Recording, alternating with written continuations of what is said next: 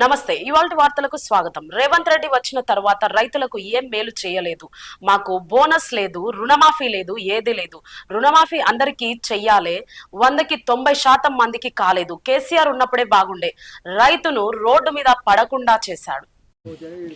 ఎట్లుందా పెద్ద రేవంత్ రెడ్డి ప్రభుత్వం? ఏమున్నదే 2500 ఇస్తారన్నాడు.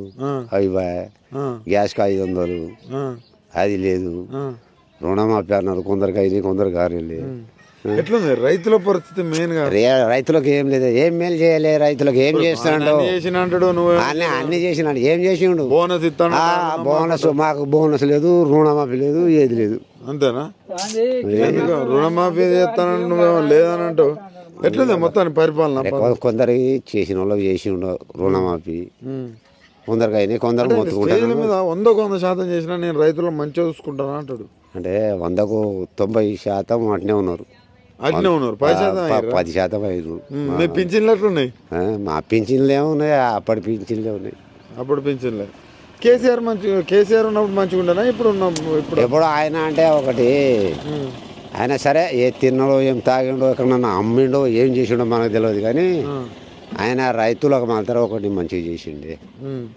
రోడ్డు మీద నీళ్ళకి పోకుండా ఒకటి మాకు నీళ్ళు లేకుంటే నీళ్ళ సవలత్ చేసిండు.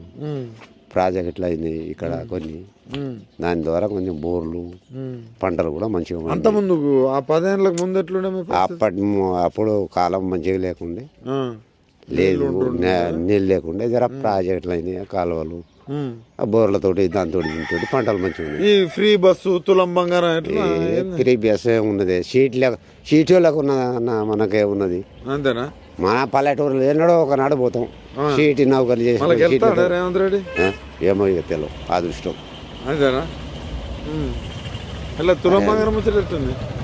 తులం బంగారం ఇక పెడతానన్నాడు, ఎవరికి పెట్టిండో ఏం కథనో. ఇది అయితే ఏ కళ్యాణ లక్ష్మి మరి కొందరికి పెళ్లిళ్ళు అయిన కేసీఆర్ ఇచ్చింది కదా, ఈయన తులం బంగారం. అదే తులం బంగారం లేదు కదా, మరి రాలేదు.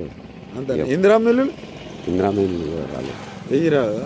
ఎట్లా మరి? ఏం రాకపోతే ఎట్లా మీ పరిస్థితి? మేమేం చేస్తాం ఇక పరిస్థితి అంటే? ఇక ఏం చేస్తాం చెప్పు, అంటే బతాము. అంతేనా?